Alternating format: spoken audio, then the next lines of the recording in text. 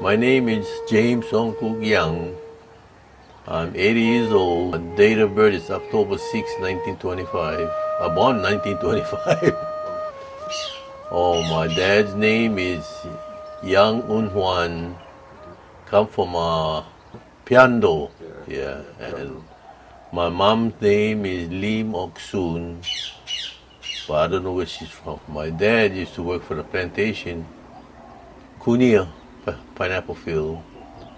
And he get tired of working with, for the plantation. He do his own, farm work, raising pineapple and sell pineapples to CPC, California Packing Corporation. Then from there, he went back to the Kunia camp and worked. After that, 1938, he left Kunia and went to Kahala, Hawai I, as a truck farm. So you used to help him on the farm? Yeah, and we work all day and night in a truck farm. Oh, went to first grade in Waipao August School. Oh. And from there... You remember any of your teachers there? No, I don't. Yeah. Well, I went over there just 1 year over there, and then after from over there, we went to Kunia. Oh, Kunia. Kunia School. Oh, Kunia School. It's called Kunia School. Yeah. At the first school that you went to, what was your favorite subject? Or do you remember anything about that school? My first subject was eat. I don't remember that one. I was young. I was about 5 years old. 5 years old. And then you went to the other school, Kunia School. I went to Kunia. What do you remember of that school? Oh, the only thing I remember is I don't want to go to school. Why? Huh? Why? Because it was boring just sitting down in a classroom. Then, after I went to Kunia, I went to Waihoa School. Then from Waihoa, after Waihoa School, we came down to Kahala. Moved down Kahala, be a truck farming. And what school did you go to then? Lili Okolani. Lili Kolani. Yeah. We stayed there one or 2 years over there, and then we went to Kamiki High, where the old Kamiki High, but Diamond Head School, that what do you call Kamiki Intermediate. That used to be the old school or the Baptist school before. Oh yeah. Way back. Then after the second, we went over there, graduated over there. I went to McKinley High School. McKinley High School on December, just before the war break out. December 7th. December 7th. Yeah. But I went over there, and then after that, school had the war. Second World War came out. Mm-hmm. So they closed all the school up, and Mm-hmm. so we went to work for USED Army, digging ditch in the trench. This is you before while you were in high school. I was going to high school, but even During high school. yeah. So and then after they closed the school because the war started. So I went. The army went hire us for work digging the ditch, 50 cents an hour, $4 a day. Well, that's where that song comes in. USCD. USCD. Suckers every day. All that. How does the song go again? USCD, suckers every day, working 50 cents an hour, $4 a day, and all that. Then after that, what the hell would happen? Oh, went back to high school. I get tired of going to school. That was 10th grade now only. Then after that, I didn't go to school. I don't go to work. They send me the draft board in the army. I think in 1942 I get drafted because I was going to join the army 1942 because John Sungkook, my older brother, when he get drafted, so I was thinking, I want to go with him, stay with him.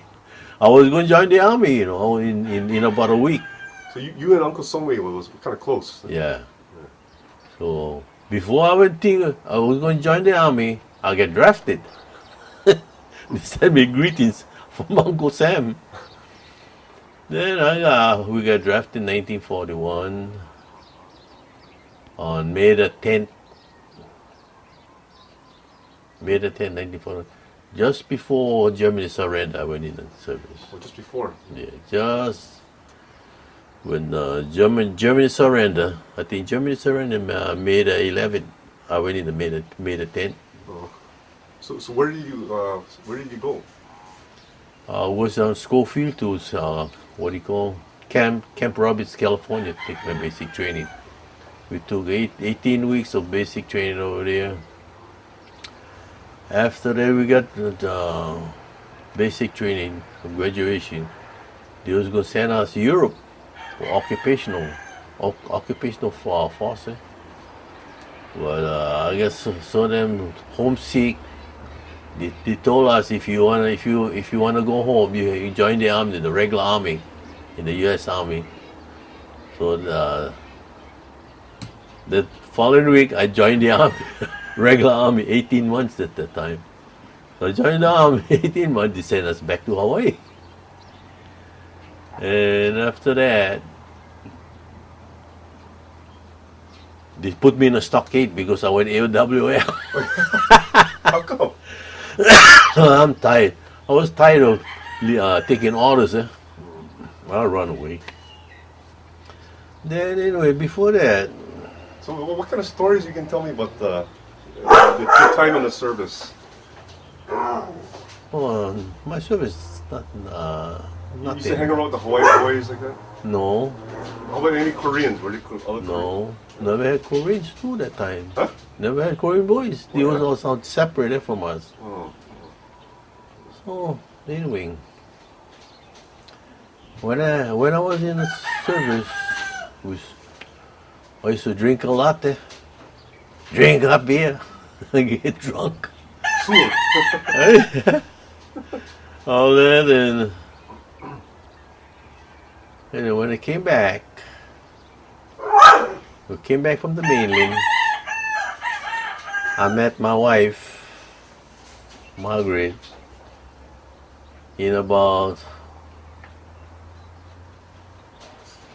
after 2 or 3 years I got married. Yeah, 1947 I got married. Then when I went inside the stockade, I have to serve all my time, 107 days before I can get discharged from the army. So when I get discharged from the army, So when you were in the stockade, did you feel? yeah, I was just thinking about that now. When before I was in the stockade, my wife was pregnant to my first child, Annette, young.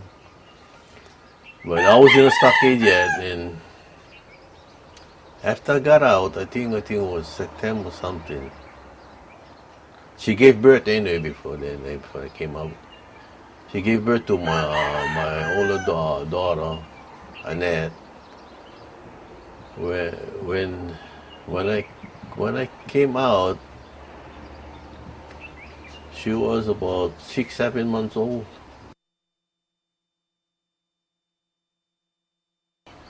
Then I came out in the service. It's going to be September something anyway. I forget the date. Then I cannot find job.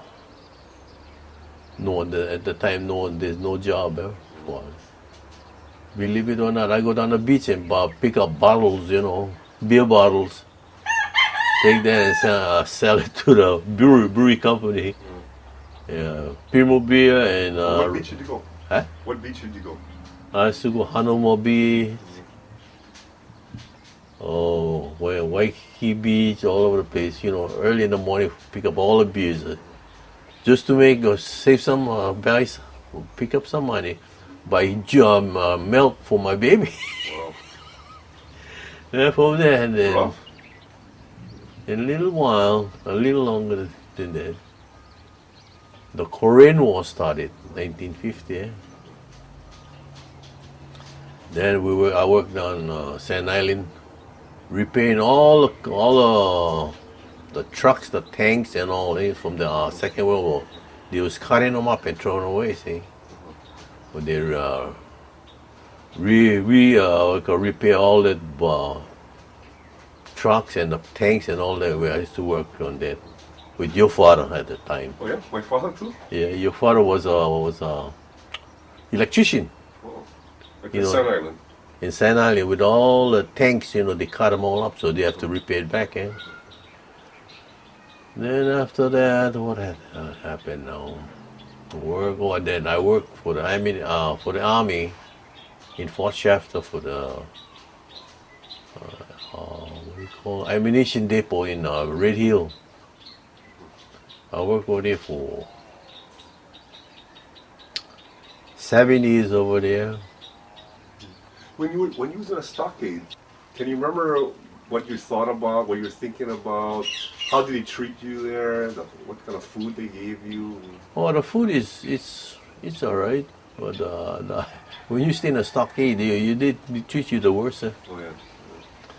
I get so then this guy said I fight with my God, telling me what to do. They shit me right back to called stockade. They throw me, confine me in a duck cell without no lights, and they only give me bread and water. You're a fighter, huh? A little. I hate take Odyssey. And way back days, I used to be, that's where I'd run away from home when I was young before I get married. I run away from home, everything. Then I used to stay with your Uncle Waddy on Lily Street. Can you describe that place? Where? Buckle Lane. Buckle Lane. Yeah, Buckle Lane in School Street. What kind of house was it? Was it a house? Oh, what's on old buildings is all what do you call rooming housing. Rooming house. That's where his father, his parents was living over there. So we were living over there, running from when I was Kahala. And I run away for about 1 week. How did you know him? Huh? How did you know him? Oh, at the time, your Uncle Larry got married to the sister. Oh, okay, Auntie Helen, yeah. Then she used to live with us. Then he came to stay with us at Kahala, and then that's how I got to know him. They was pretty good friend at that time. But were there a lot of Koreans living in the Lehigh area? oh yeah, there was a lot of Korean people living over there. Oh yeah. Liliha, Palama, Kalihi. I think there's some even what do you call where is that now? This is Punch Bowl side. So this is the early 40s, 1940s. Yeah. Late 1930s, like that, around that time. And so, did you? Were you associated? Did you go attend any Korean churches or? Never did. Never did. Never did. Did your parents talk to you about Korea? Or Oh yeah. yeah. They talk- What did they tell you about? Oh, they tell me what. When I was getting all kind of trouble like that, if you go Korea, my dad says he have a big, what do you call, community over there with his family. Not his family, his family, but he get only one brother in Korea, and he had one nephew. Is my cousin. Do you remember his name? Huh? Even? No, Kung then Sobi, huh? Huh? Kung Sobi? I don't know his name. Anyway, he told me if I want to live in Korea, See, you don't have to work because all the people working for Grandpa came farmland there, rice paddy, or go down the beach, catch all those fishes, crabs, and all kind of stuff over there. Then I think to myself, what am I going to do in Korea? I don't even know how to talk Korean. So you never spoke Korean? I hardly speak Korean. Very But you few. understood your parents? Yeah, I can understand, but I cannot speak the language. So how did you? So you communicated by your parents would talk to you in Korean. You could understand the Korean, but how would you talk to them? I talk to them English. And they would understand you. They would understand me, and you know how parents is. They look at you, get mad with you Why? because I'm rascal, eh? All that. So he sent me Korea, and he said, "That's how I knew I went to Korea." I never go when I was teenage, but when I was young boy, when I was 2 years old, my mom took me Korea. Then he tell me that I went to Korea before. He said, "You don't remember Korea?" I said, "I don't even know nothing about Korea." I think you're the only one in the family who went. Yeah, I think I'm the only one, but I don't know. And plus that, I went to Korea when I went in a service. When I went in the service, the FBI checked on my history. Yeah. When I put my application, all this, so I never been to Korea or a foreign country. They tell me, "You been to Korea?" I tell them, "How the hell you know I'm going to Korea?" I was getting mad already. I don't even know nothing about it. He tell me that I went to Korea. He said, when you was about 2 years old, 1 year old. So I said, "Well, you know better than I do about my history. Why you asking me? I don't know nothing." Oh, I was getting mad at that time. I hope you don't fight with a guy. Oh, I was, believe it or not, I was swear at him. Yeah. You know, the You're a rough guy. the guy told me that I've been to Korea. I said, "Are you accusing me? I'm a liar?" Oh, I got mad, eh? I said, "How the hell you know that? You know better than I do. Why you asking me all those things?" I got mad. Then plus after that, they dropped the subject. They said, "You've been to Korea?" Anyway, well, if you say so, well, I cannot say nothing. I'm not guilty or something, but I never do something wrong. Then they forget about it. Then I went to work for the ammunition. I worked for the ammunition. I put my application in Australia and I say, "I've never been to Korea." They check me again, the FBI. You know what you call security reason, eh?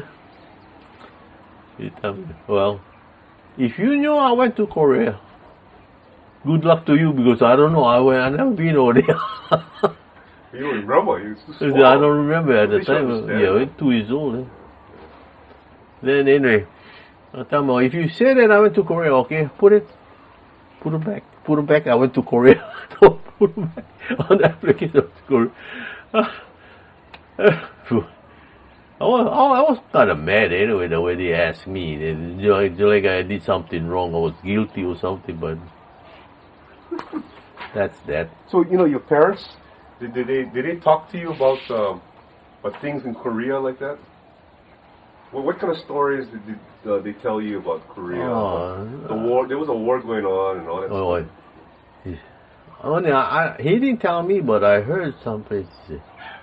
My dad ran away from Korea when Japan occupied in Korea a long time ago, in 1925 or something. Eh? Oh no, way before. Way before that. Yeah. Anyway, he ran away. 1925, he was here. You were born already. Yeah. Oh yeah. I was born already. So the I'm Korea. born 1925. Because the only thing I heard is when he had away, he came back in Hawaii. He ran away from Korea. And somehow he went someplace else and he jumped the ship. He came down to Hawaii. He was single at the time. See, then that's all I know about him.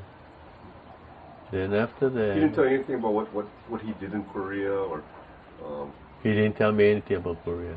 Maybe he did, but I cannot remember. How about your Because mom? he cannot talk English. And I don't understand Korean too. Yeah. So you didn't talk about Harbaji didn't talk about his parents, the place where he lived, or how many? Did she talk about her family? No, Didn't talk. none of that. He didn't say anything about it. What were their feelings about what was going on in Korea? Oh, it was bad. He said it was really bad. What way? He said, you cannot own gun.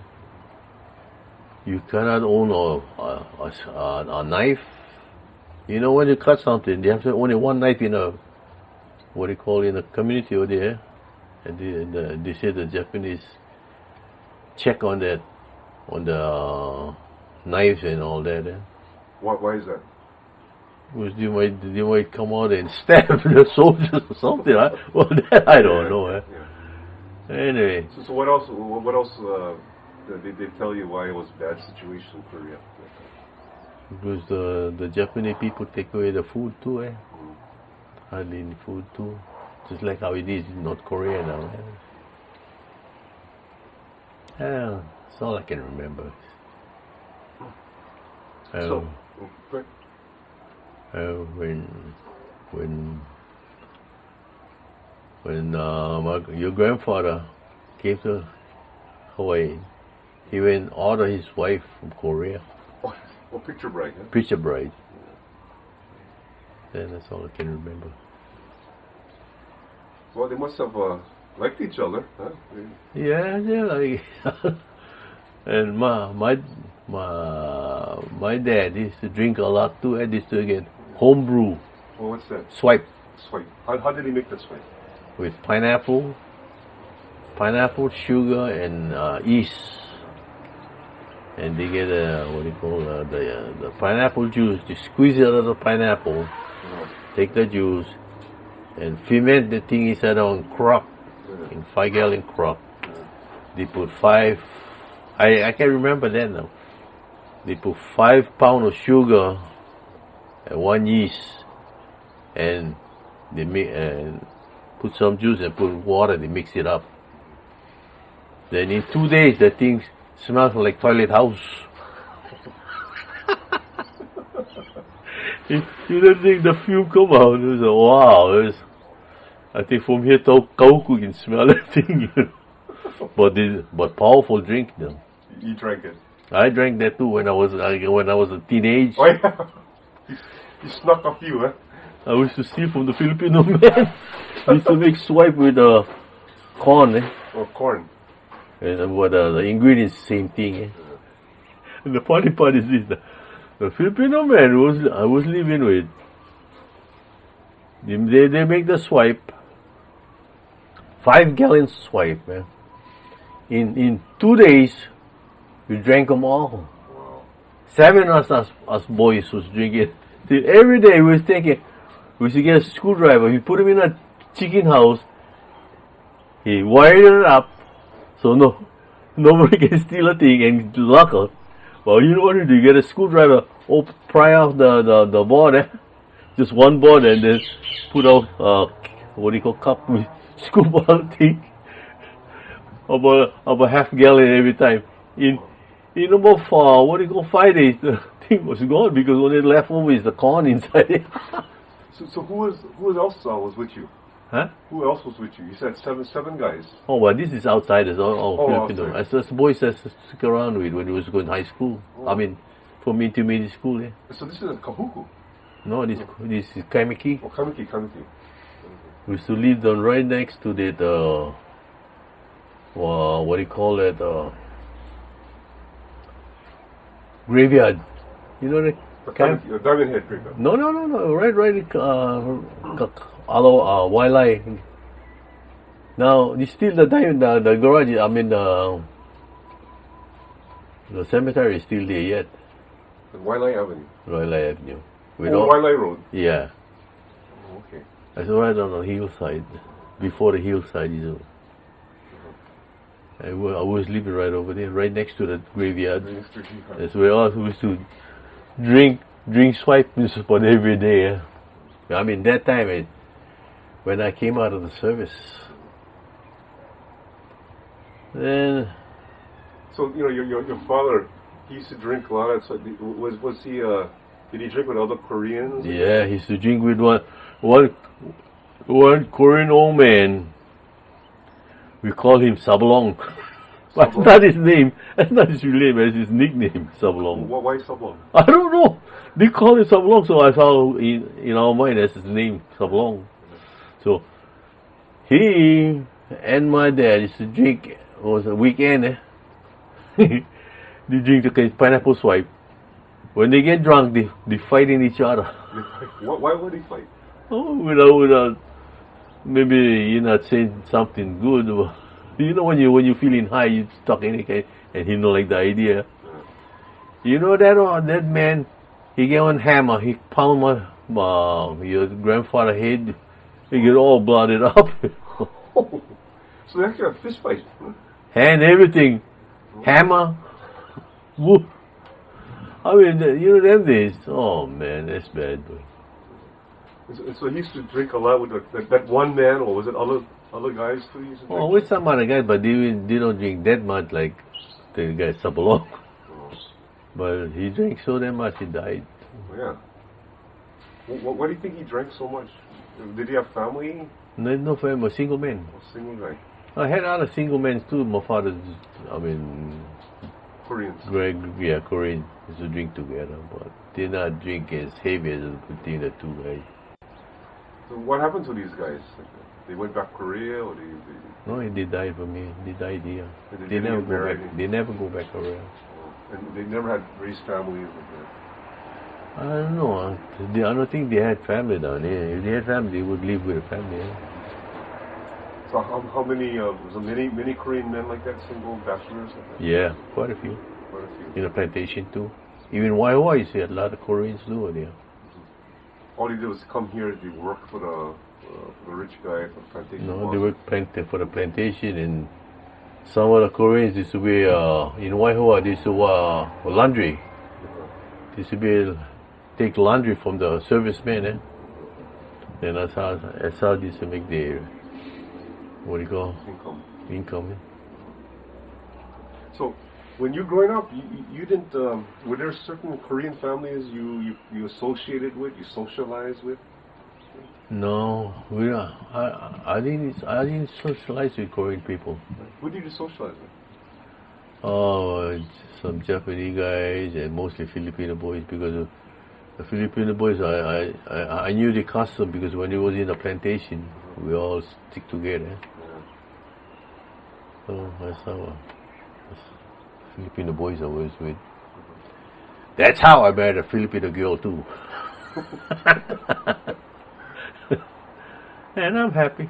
I'm happy with my children. I had 5 children. And how many grandchildren do you have? I have 16 grandchildren. Wow. But don't ask me all the names too. I can't remember. And I got 9 great-grandchildren. Wow.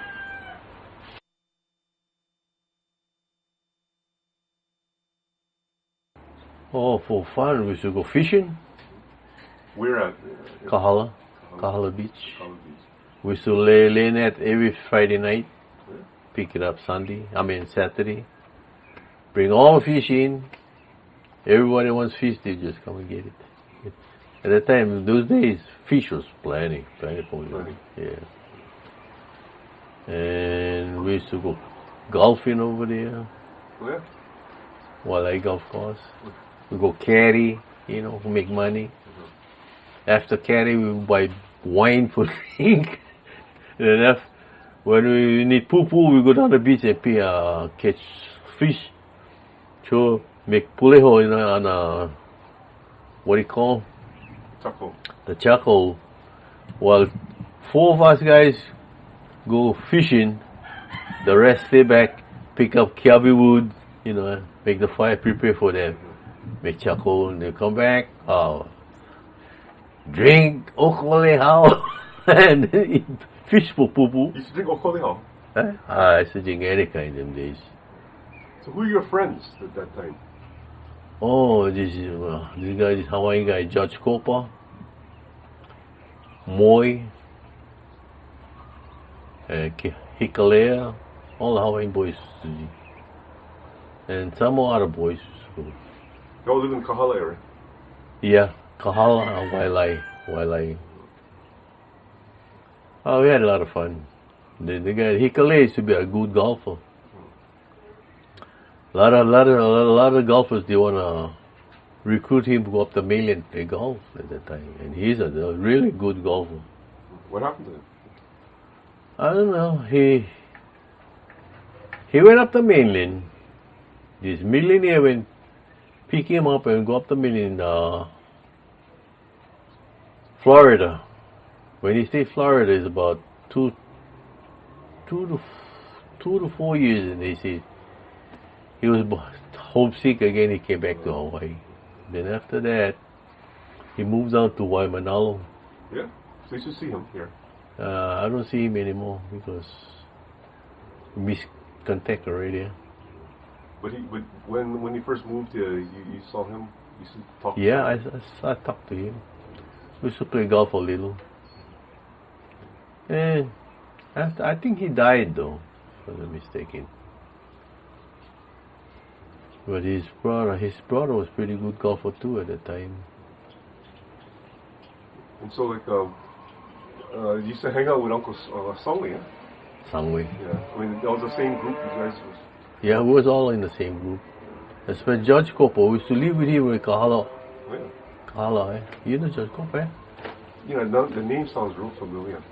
If he was, he wants to get something good about him. I mean, sports. He'd be one good surfer himself. Oh yeah. Oh, he should be like do kanamoko. Yeah. But we should drink too much. Oh, he loved his surfing, and he's a good surfer. Yeah. And he get the surfboard. He get a long about 6 foot long. The redwood and kind. Balsa wood. Balsa wood. And but he had redwood too. Yeah. See, if he was really wants to be a golfer, a surfer, he'd be a damn good surfer. World class. Yeah. Like Dukanamoko. His name is George Copa. Judge Copa. George Kaibana Copa. Yeah, he has family, but it's all scattered around. And his half brothers, his older brothers was Gilbert Whittington and Tom Whittington and John Whittington. When you're growing up, how did you identify yourself? Well, at first I don't think anything about Koreans as long as I'm thinking of American. But as I grew up, my parents are Korean, and I was thinking, I am a Korean. I like to know about Koreans too in Korea. How much Korean, or how much do you know about Korea? I don't know nothing about Korea. Nothing about Korea. And when you were a small kid like that, and someone asked you, "What are you?" Well, how would you identify yourself? I'm American. American. Right. But you see, your grandfather was telling us, he's telling us in Korean, he said, since we live in Hawaii, you was born in Hawaii. You born in Hawaii as an American citizen, but we only was a dual citizen, not fully American citizen. He tell us like this, see, you guys born here, that's you guys' country. Your grandpa was saying, that's your country. Where you make your living is your country, and you was born. That's all he told us before. So right now, how do you see yourself? I feel myself Korean. You're Korean, but I'm full American. What part of you is Korean? What do you mean? What part of you? Did you practice Do you understand or practice like some Korean culture or? No, you see, Margaret always watch Korean show. Oh. Every day, day and night she watch Korean show. So I watch with her for a while. Yeah. And the thing is, they're pretty good. They're pretty good actors. The main thing I like about Korean people, when they in the TV, they get nice set of teeth. Nice. Yeah, they get beautiful set of teeth. The people. And we was going Korea. Oh, Margaret told us if we go Korea. I tell him, you like go Korea? Go yourself. Why? I don't want to go Korea. Why? Why not?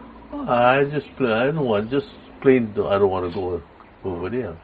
You don't feel any connected to Korea? No. Yeah, I have nothing connection Korea, but you see, Margaret wants to go Korea because people tell her you get beautiful things and nice place to see around. Yeah. Beautiful place.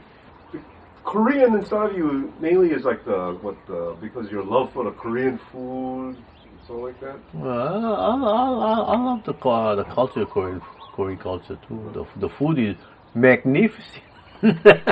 You Mandu.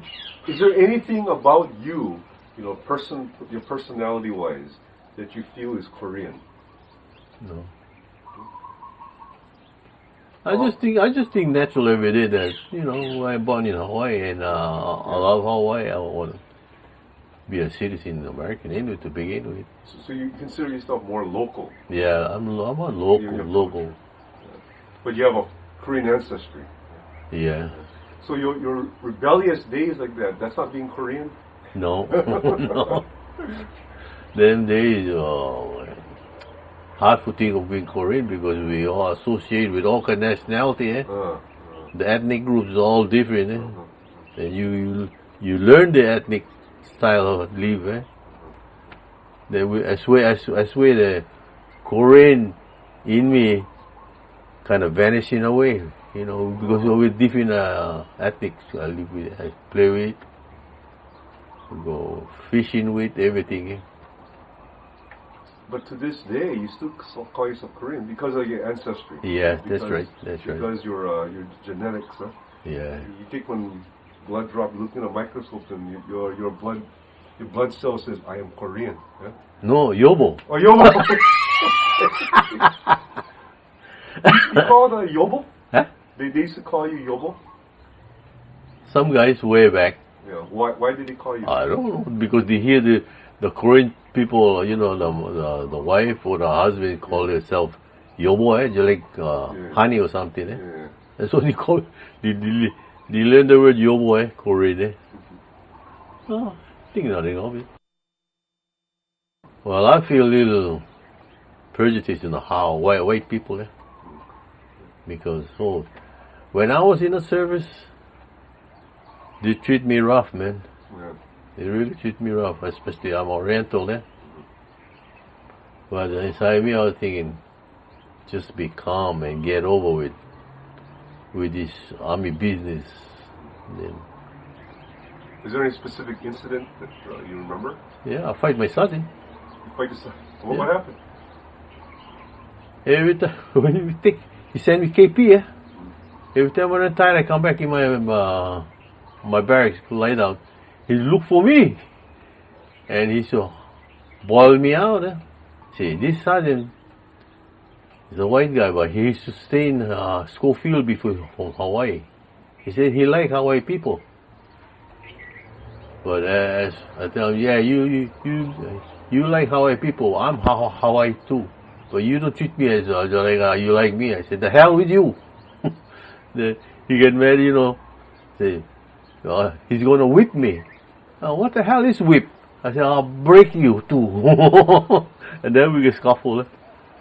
He set up a barracks.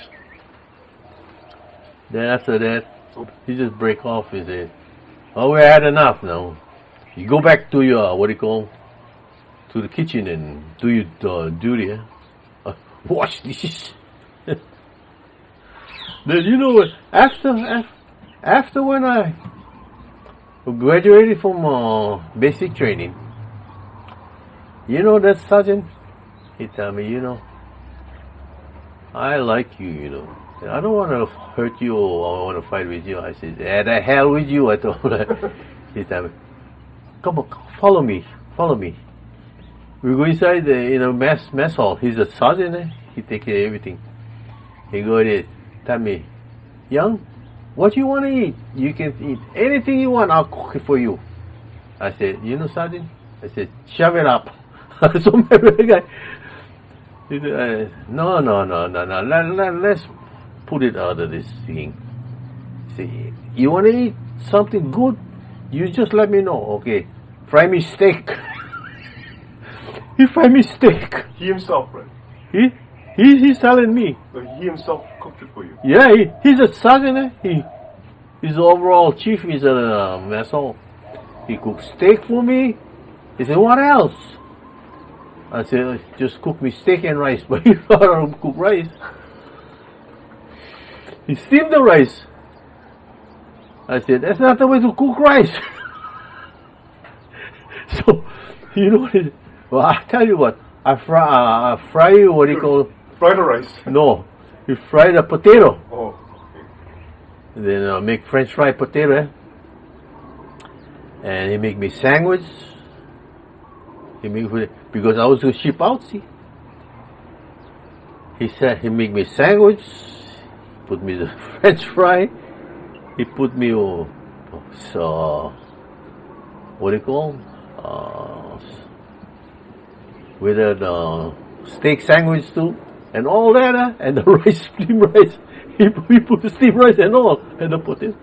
Oh, and that he gave me only me with all these guys moving out, with the same bunch. This is for you. This is special for you.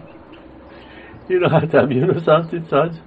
And he was talking, and then he said, if you do come back, when you come out of the army, come to Baltimore, Maryland. He said when he's coming out from the service, he's going to open a restaurant over there. Then he said, I like you people in Hawaii. Said, let's be friends. He shake my hand and let him hug me. Then I kind of feeling, hurt inside because we fight. He said, let's forget the past about this, be a good friend. He said, but I'm telling you, see, if you come back, if you come to mainland in Baltimore, Maryland, come see me up there. He says he's going to open a restaurant. The first part, when it's taking basic training, you get a lot of Mexican people there, but there's no black men, only Oriental, and Mexican holidays there. So I get to know some Mexican people over there. They come from Los Angeles. At the time, and we became good friends. This guy, his name is I forgot his name already. Vargas, Aristio Vargas, and one other one from Texas. That used to be a good friend. At first, we don't be too good. The Mexican guy kind of getting cocky with me. So you used to fight a lot, I bet. Huh? You used to fight a lot. A little. The Mexican guy from Texas. He kind of get, little out of hand cocky with me or something. I said, don't fool with me. He said, what are you going to do? I tell you what I'm going to do. I kick him right in the balls. I'll kick him right in the balls. He tumbled over, man. I told you what you go, don't do things to me, bad things to me. Talk to me like that. So the other guy from LA, he said, he deserves it.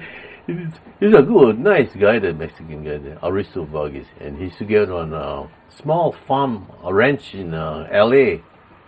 Well, LA at that time never developed too much, a lot of farmland. So. But he was a nice guy. When he come back, he bring me Tabasco, because I like hot stuff too, And then he bring me some kind of Mexican food, Bring all that food just for me, Then we became good friends. When we went move out, when we was going up San Pedro, California, the Repo Depot, where the separation, where we going and all that. So he told me, he gave me his address, all that. He said, come over my place. When you come out of the army, come over my place. I show you the place in LA. But I never go back. So when you were in a service like that, you didn't hang around with the Hawaii boys like that? No, there was only few Hawaii boys. There's only about... There's no Koreans, actually. No. You're the only Korean? I'm the only Oriental over there. Well, only Oriental? Yeah. And had one Hawaiian guy. I know his first name is only William. And the other guy, Portuguese guy. I forget his name. But, after that, when for boot camp, we went to some place in St. Pedro, and from the St. Pedro we went to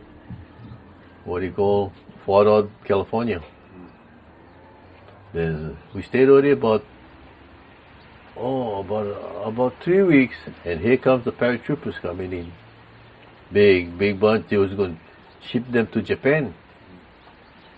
So when they were, at that time, when it was Fort Ord,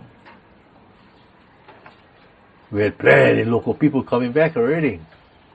From Camp Hood, Camp Shelby, all the places, they all coming back for basic training, basic training.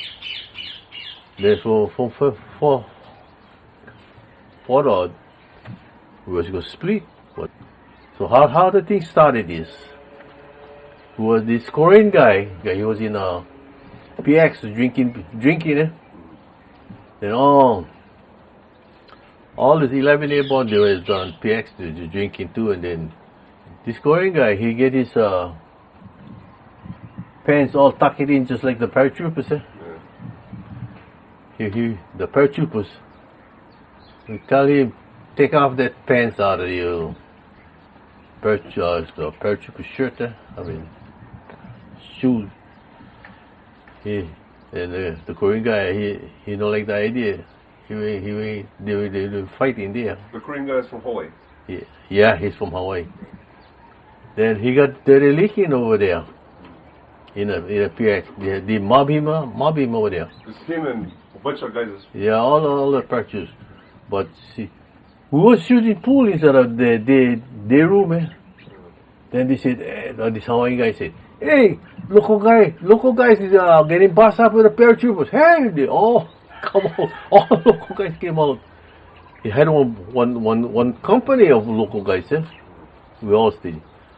They came out. They was taking up bat everything. They just put it shots on Beverly's and running out. And so it had big fighting with the paratroopers over there. Then after that fight, the MPs are cool. They went into the Soldiers Club in Fort Ord, the $1 million Soldiers Club over there. When they heard that fight with the paratroopers, the local guys was all inside there drinking too, and with the paratroopers. Had big riot. So we was gonna put our pants and go down too, down there. Then what do you call it? Soldiers Club. They call it Soldiers Club. This is during the night now. NCO Club? Industry Club? No, it's NCO Club, but we call them Soldiers Club. A big, you look on castle, there. Yeah. Right by the beach side. We're just gonna run down. The MP all stop us. So the guys are, what do you call it? The NCO Club down there, they was having a beef up with a big fight. So some of them local guys, they went up, what that town name by Fort Ord? I forget the town name already. Anyway, they had a big fight, and then the local guys, some of the guys, they went in the town where the local guys was drinking. They call all the local guys, they all call a taxi, just like a battalion going out with taxis, the service club. They had a big riot. They not can stop the fight. The MPs cannot stop the fight because outside Nighttime they fighting inside the what do you call the NCO club, big melee over there. So only way they can stop the fight, they brought the band out. Yeah. Go, what do you call it? Star Spangled Banner. and he said, plus that, the general came out. The general and all what do you call MPs, everything, all came out. They sent us back. I mean, we was in what do you call the barracks, but the other guys there, they sent them all back. So that night, the provost marshal came out. They stripped us naked, and this was winter time now, and you know it's cold over there at that time. They strip us naked for get out, or what do you call? Examine who get bruises. Guys get black eye, nose. They send them out there. All the guys get bruises and all that. Tell them get you close. All went to the what do you call barracks. And you know something? They don't take the what do you call 11 airborne guys. They only take the local guys from Hawaii. And then from there, we get confined to the barracks. We cannot go out even pass. That's about it. The local guys, they pissed, man. They really pissed. So it was definitely an institutional kind of racism. Yeah. Because the parachutes are mostly they're all Howleys, right? All Howleys. Yeah. That's about it. So it started off with two Korean guys, the Korean guy and you, right? The Korean guy was on different company, Oh, yeah. But they just came inside, I saw that guy told me that he was a Korean. But we didn't get together though. But you guys go, you consider yourself a local, right? Yeah, all local. Yeah. Because the local is Japanese, no more Filipinos. Yeah, the Hawaiians, Portuguese, you know, what are the Borinkies and all that. And some Koreans. But majority of them used to be Japanese. Because we all come together. Then we came back Hawaii. My occupation was truck driver. Where? Red Hill. Red Hill. Actually, I was truck driver and ammunition handler. This is when, though? It's 1948 or 49. Yeah. That's when I used to work for ammunition for the army. I worked already about 5-6 years. We used to dump all the ammunition out. Where? Down Bobber's Point. You know Bobber's Point? Uh-huh. Outside, 3 miles away from Bobber's Point. So With a you budge, own the budge. Oh. We load the budge in Pearl Harbor. All 16-inch, 8-inch, 12-inch rounds of ammunition. We'll unload. We used to dump the ammunition over there for 2 years straight, every day, Saturday and Sunday, right through. Why did they do that? Because everything is obsolete already. I mean, no war. But came, I think, Korean War. They stopped that. We used to dump trucks, all brand new trucks, 2.5-ton truck, Jeeps, Recons, all kinds of stuff over there, brand new. Because after all, they do ship them. They not can ship them out, ship them back mainly because it costs too much money for the government. So they dump them all. Whatever they can sell outside, they sell the rest, they dump them all. And I mean, for 2 years straight, man. Vehicles, anything. Waste of money, huh? Oh, yeah. That's all taxpayers' money, huh? Our government don't worry about taxpayers' money. They just want your money. Whatever they can dump, they just dump. So you worked there for 2 years? No, I worked for about 15 years. After that, I was getting tired. I mean, I don't want that tired, but I will make extra money. So only way I can make extra money. They had an opening to be a security guard. So if I can I work for security guard, it's not manual job, light job. Then from there, I went to security. So I mean, in the service, I mean, Port Sheffield. I work over there. In 1 month, I'm going to work construction because I will go work midnight for security. So from there, I work daytime construction at Waikiki. So Waikiki start booming up with the construction. Then I work over there, Waikiki, for a year and a half, I think. Part-time job, but this is not part-time job. I work 8 hours because I get off 7 o'clock in the morning. I go continue direct to my part-time job. I work 7 hours like that. And from there I go home, I go sleep. My kids them days, they don't see me for a year and a half. They hardly see me because I'm working part-time, but I make money so I can buy house. I had a good life, marriage life. I enjoy my kids. I enjoy my grandchildren. All of that. I'm happy with it, really. Are you glad that your parents left Korea and came to Hawaii? Oh yes. But we had hard life too in Hawaii. It was a plantation days. You know, when your grandpa was working on a plantation, working for the pineapple field, he used to get $1 a day, working 8 hours now. And when you work overtime, they give you 10 cents extra. I saw the plantation work, and they really push the people. I mean, I feel sorry for my dad when he come home tired. That's why he used to drink a lot. To, take out his misery.